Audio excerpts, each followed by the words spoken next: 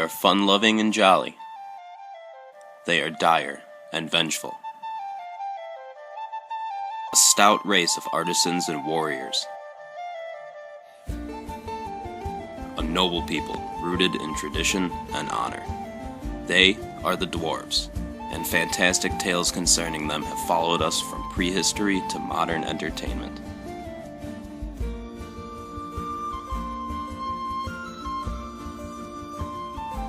Cultures from all over the world have folklore concerning the small men who live under hills and stones. But where did they come from? What are their origins? Could there be a grain of truth hidden in these myths? And how did we go from the elusive creature of mythology and folklore to the battle-hardened, stout-hearted warriors of modern fantasy? We know the image well. Small, bearded men living in vast cities of stone carved into the very foundations of the mountains. This idea was a gift from the legendary author J.R.R. Tolkien, whose lofty stories told of the internal struggle between light and darkness and the forgotten ages of the Earth's far-off past, left an indelible mark on the world of literature. Tolkien's dwarves were based mostly on the dwarves of Germanic and Nordic mythology, but it goes far deeper than that. Now let us mine down to the origin of the dwarves and hope we don't encounter a Balrog in the Underdeeps. The chthonic, or earth-dwelling spirit, has precedence in numerous ancient and medieval mythologies, often guarding mines and precious underground treasures. Mankind has given them many names over history. They are variously known as goblins, svartalfar, gnomes, leprechauns, duende, brownies, and most notably, dwarves. The concept is, at its core, that of an earth elemental. Dwarf or gnome-like beings were said to be able to move through stone as if it were water. They were non-physical spirits, the very wills that animated the stone. The idea of nature spirits is as old as mankind and can be found in every culture on Earth. Often these beings were humanized and personified, acquiring traits congruous with their nature as earth spirits. They would become the guardians of mines, the protectors of seams of ore, unmatched smiths and metal workers, and hoarders of vast treasures of precious metal and gems. Austrian-American scholar Lottie Motz theorized that the dwarves, particularly as smiths and gatekeepers, constituted a reminiscence of the megalithic culture in Europe. Megaliths and megalithic structures appear all over the world, and the nearly all but forgotten memory of their origins serve as the basis for many tales of myth and folklore the world over. The Greeks told tales of the pygmies, tiny men only 27 inches in height, who lived in a land beyond the mountains. Pliny the Elder wrote of them in his Encyclopedia Natural History. Beyond these, in the most outlying mountain region, we are told of three-span pygmy, who do not exceed 3 spans, that is, 27 inches in height. The climate is healthy and always spring-like, as it is protected on the north by a range of mountains. This tribe Homer has also recorded as being beset by cranes. It is reported that in the springtime their entire band, mounted on the backs of rams and she-goats and armed with arrows, goes in a body down to the sea and eats the cranes' eggs and chickens, and that this outing occupies 3 months, and that otherwise they could not protect themselves against the flock of cranes would grow up, and that their houses are made of mud and feathers and eggshells. Aristotle says that the pygmies live in caves, but in the rest of this statement about them he agrees with the other authorities. The name pygmy would later be given to bush tribes in Africa, due to the combined factors of their short stature compared to that of the average European, and of scholarly attempts to actually find a real-world analog to the pygmies of Greek lore. But to find the origin of the modern fantasy dwarf, one must travel to the densely forested lands of northern Europe. To Germanic and Nordic tribes, a similar but far less comical version of the earth spirit was known. These were the Dwergar, the dwarves of Norse mythology. These beings were older than mankind, possibly as old as the gods themselves. From the beginning, the very origins of the dwarves are tied to earth and stone. They began life as part of the primordial giant Ymir, described in the Prose Edda, written by Snorri Sturluson in the 13th century, as being like maggots festering within Ymir's flesh. When the gods defeated Ymir and built the 9 worlds out of his remains, they found the Dwergar within his body and gifted them with both reason and a humanoid form. Ymir's body and bones were formed of the very stone that would one day be used to construct the body and bones of the earth, so it follows that the dwarves would be most at home within that very same stone. The Poetic Edda tells a similar tale. Then sought the gods their assembly seats, the holy ones and council held, to find who should raise the race of dwarves out of Brimnir's blood and the legs of Blaine. There was Motsognir, the mightiest maid of all the dwarves, and Durin next. Many a likeness of men they made, the dwarves and the earth, as Durin said. The dwarves were very important in the myths of the Norse. The Poetic Edda and the Prose Edda contain over 100 dwarf names, while the Prose Edda gives the four dwarves Nordri, Sudri, Austri, and Vestri, Old Norse for north, south, east, and west, a cosmological role. They hold up the four corners of the sky.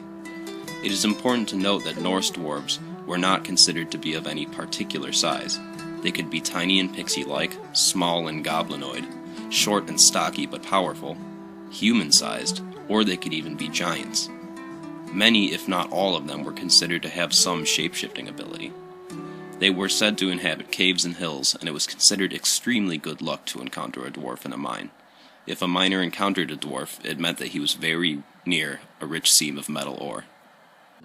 Though the dwarves of Norse mythology did inhabit Midgard, the earth, it was not their home. The dwarves were native to a world called Svartalfheim.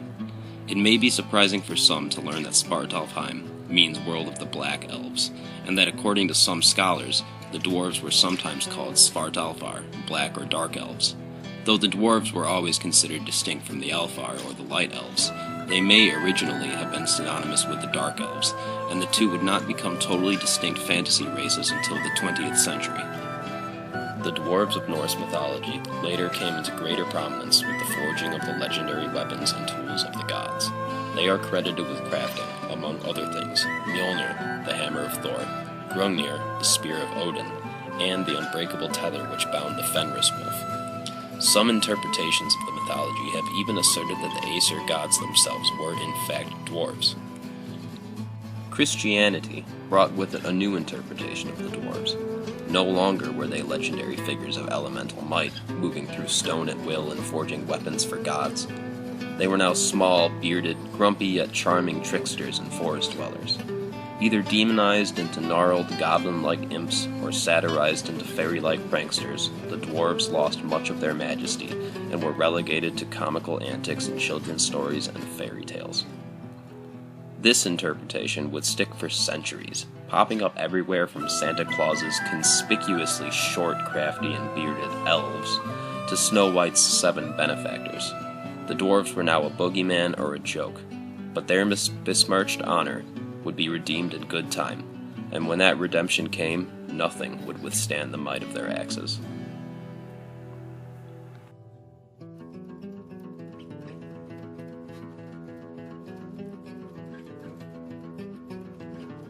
In the early decades of the 20th century, J.R.R. Tolkien would radically reinvent the dwarf.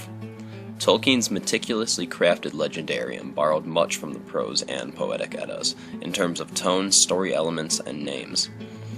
The heavy influence of Nordic myth on his work naturally brought with it the dwarves. Earlier versions of Tolkien's legendarium featured a darker kind of dwarf with low cunning, a love of slavery and violence, and a generally orc-like outlook on the world. This discrepancy would later require extensive editing of parts of the Silmarillion to make Dwarven history in Middle-earth more in line with their characterization in later books. The modern fantasy dwarf began to take shape when Tolkien published The Hobbit in 1937. Starring a cast of 13 dwarves with names taken directly from the Eddas, The Hobbit recast them as merry warriors and hardy adventurers, if a bit greedy and stubborn. The story of Thorin and company and their quest to liberate their ancient homeland, the lonely mountain kingdom of Erebor, from the dragon Smaug, would become a literary classic for all ages and times. The plural of dwarf has been said by Tolkien to actually be dwero, and he considered dwarves to be what he called a piece of private bad grammar.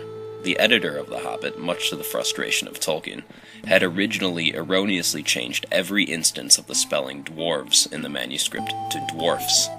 Subsequent editions corrected this. Tolkien would later set out to write a short sequel to The Hobbit, but as he is famously quoted as saying, it grew in the telling.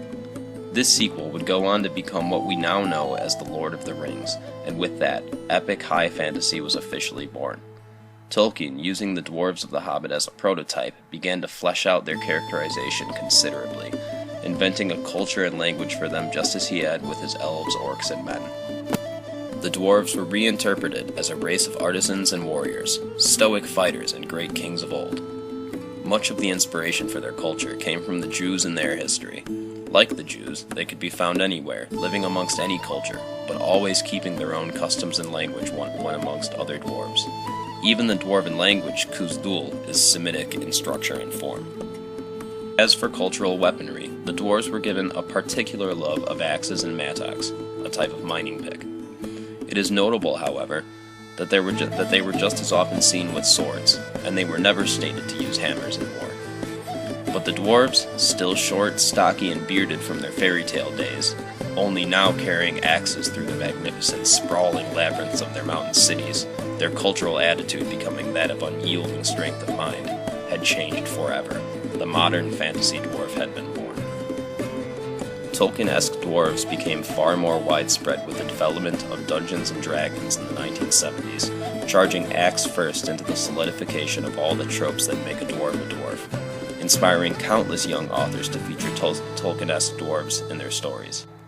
Warhammer Fantasy Battles arrived in the 1980s and gave their dwarves, who are most certainly dwarfs and not dwarves, an even more stoic and grim outlook, introducing the idea of grudges into their culture and coining the iconic image of the Slayer, a berserk dwarf with a mohawk.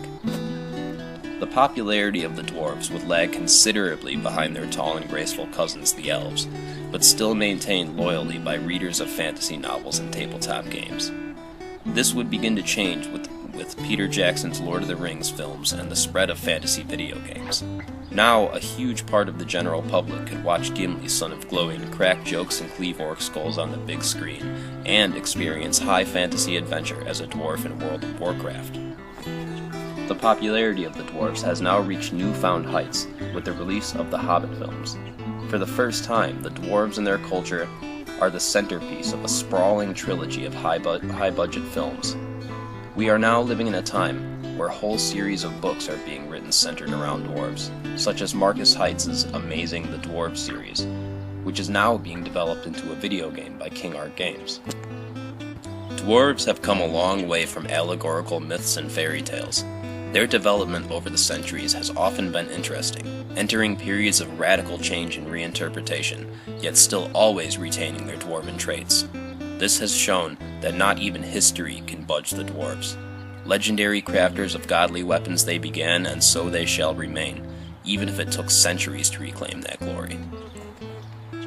So were dwarves ever real? There is very little evidence besides legends and mysterious stone megaliths.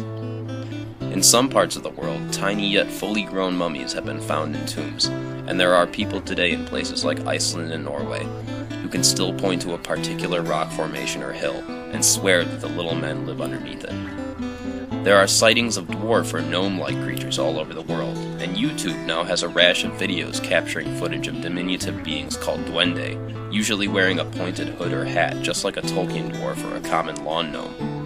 A man in Mexico was once even abducted by what he described as short, bearded men in armored suits who brought him to a cave or other underground chamber. It has been recorded as an instance of alien abduction, but I think we all know what it really was that took him. If you're interested in the idea of dwarves being real, I would recommend a neat little book from 1980 entitled Kingdom of the Dwarfs, and that's D-W-A-R-F-S, not dwarves, by David Wenzel and Rob Walsh. It's a fictionalized account of an excavation of a dwarven ruin in England. If you love dwarves, then you will love this book. If you'd like more information about a specific type of dwarf, say Tolkien's dwarves, Warhammer dwarves, or Warcraft dwarves, there's plenty of videos all around YouTube that have a lot of very amazing information in them. And if you'd like more information about the dwarves of Germanic mythology, there's a particularly amazing video by a user named Ladyofthe Labyrinth called Of Dwarves and Men. I will also put a link to that in the description. It's well worth watching. Please like and subscribe to my channel if you enjoyed this video. And if you like dwarves as much as I do, please like the group Dwarves Are Greater Than Elves on Facebook. I will put a link in the description. I'm Elric Godslayer. Thank you for watching.